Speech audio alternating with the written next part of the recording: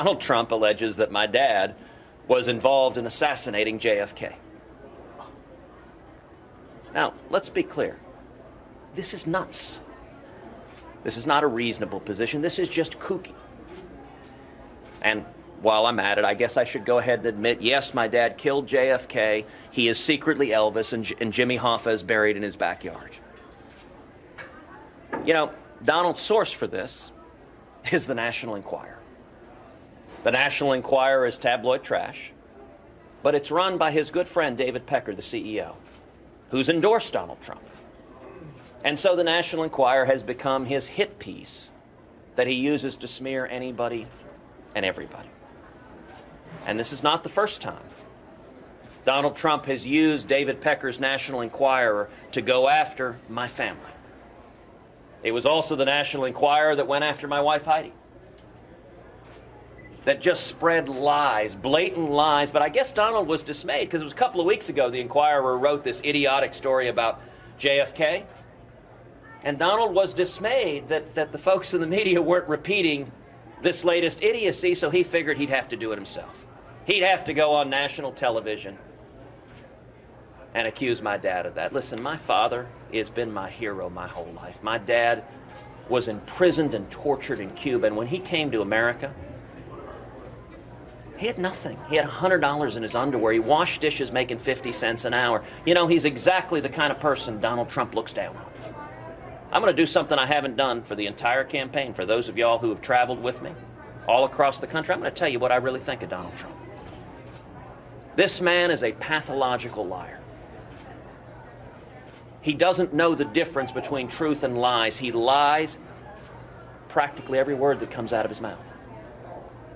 And in a pattern that I think is straight out of a psychology textbook, his response is to accuse everybody else of lying. He accuses everybody on that debate stage of lying. And it's simply a mindless yell. Whatever he does, he accuses everyone else of doing. The man cannot tell the truth, but he combines it with being a narcissist. A narcissist at a level I don't think this country's ever seen. Donald Trump is such a narcissist that Barack Obama looks at him and goes, "Dude, what's your problem?"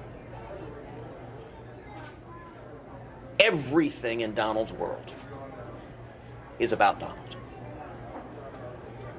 And he combines being a pathological liar. And I say pathological because I actually think Donald, if you hooked him up to a lie detector test, he could say one thing in the morning, one thing at noon, and one thing in the evening, all contradictory, and he'd pass the lie detector test each time. Whatever lie he's telling at that minute, he believes it. But the man is utterly amoral. Let me finish this, please. The man is utterly amoral. Morality does not exist for him. It's why he went after Heidi directly and smeared my wife, attacked her. Apparently, she's not pretty enough for Donald Trump. I may be biased, but I think if he's making that allegation, he's also legally blind.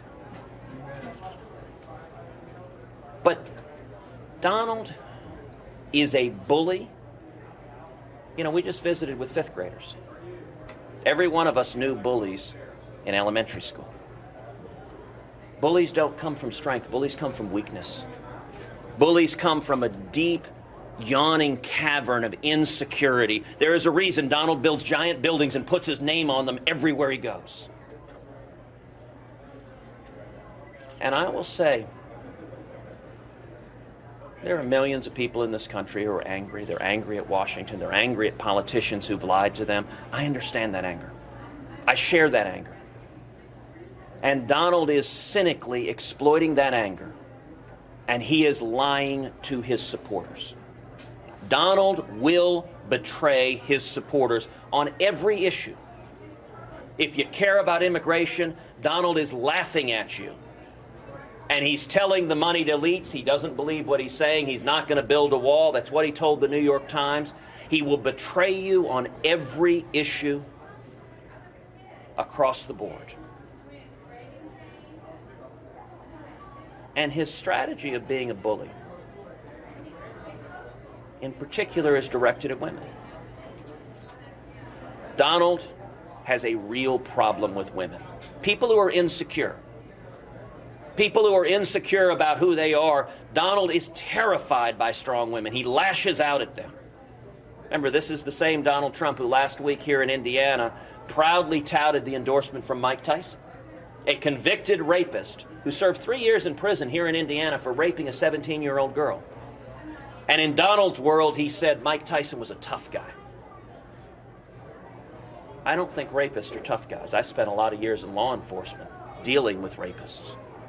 Rapists are weak, they are cowards, and they're bullies. And anyone that thinks they're a tough guy, that reveals everything about Donald Trump's character. Donald Trump said Bill Clinton was targeted by unattractive women. You know what? I've been blessed to be surrounded by strong women my entire life.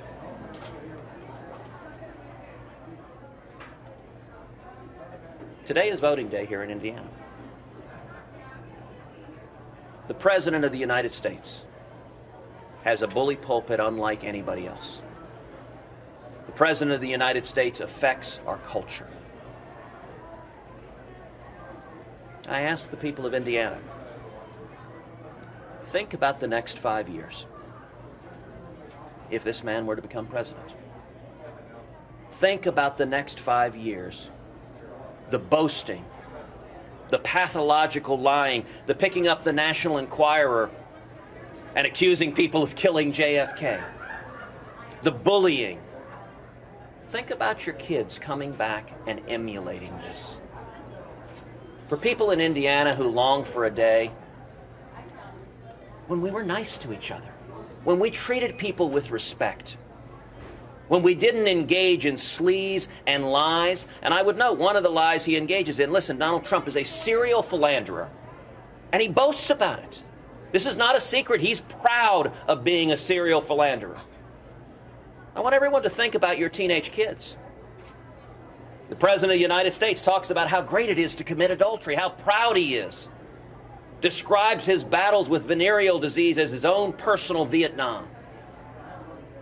That's a quote, by the way, on the Howard Stern show. Do you want to spend the next 5 years with your kids bragging about infidelity? Now, what does he do? He does the same projection. Just like a pathological liar, he accuses everyone of lying. Even though he boasts about his infidelity, he plants in David Pecker's National Enquirer a lie about me and my family, attacking my family. He accuses others of doing what he is doing. I'll tell you, as the father of 2 young girls, the idea of our daughters coming home and repeating any word that man says horrifies me. That is not who America is. And I would say to the Hoosier State, the entire country is depending on you. The entire country is looking to you right now. It is only Indiana that can pull us back. It is only the good sense and good judgment of Indiana that can pull us back. We are staring at the abyss. And I have incredible faith in Hoosiers. There is a broader dynamic at work, which is network executives have made a decision to get behind Donald Trump. Rupert Murdoch and Roger Ailes at Fox News have turned Fox News into the Donald Trump network 24/7. Now, Rupert Murdoch is used to picking world leaders in Australia and the United Kingdom, running tabloids. And we're seeing it here at home. Well, the consequences for this nation. Media executives are trying to convince Hoosiers, trying to convince Americans the race is decided. You have no choice. You are stuck between Donald Trump or Hillary Clinton, either one of which is a horrific choice for this country. And I will say the cynicism, and Donald's playing on the cynicism. He lets the media echoes that he cannot be beat. You know what? Hoosiers can prove that wrong. The people of Indiana can prove that wrong. And the country is depending on Indiana. If Indiana does not act, this country could well plunge into the abyss. I don't believe that's who we are. We are not a proud, boastful, self-centered, mean-spirited, hateful, bullying nation. If you want to understand Donald Trump, look no further than the interview he did a few months ago in Iowa, when he was asked a very simple question. When's the last time you asked God for forgiveness? And Donald Trump said he had never asked God for forgiveness for anything. I want you to think about that. What does that say about a person? I've asked God for forgiveness 3 times today. Think about your children. Do you want your children coming home and saying, Mommy, I don't need to ask God for forgiveness for anything? Why? Because Donald Trump doesn't, and if he doesn't, and everyone likes him, all the media praises him, I don't need to either. I love this nation with all my heart. I love the people of this country. This is not who we are. These are not our values.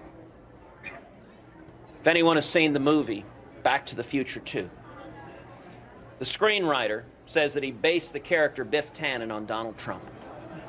A caricature of a braggadocious, arrogant buffoon who builds giant casinos with giant pictures of him everywhere he looks.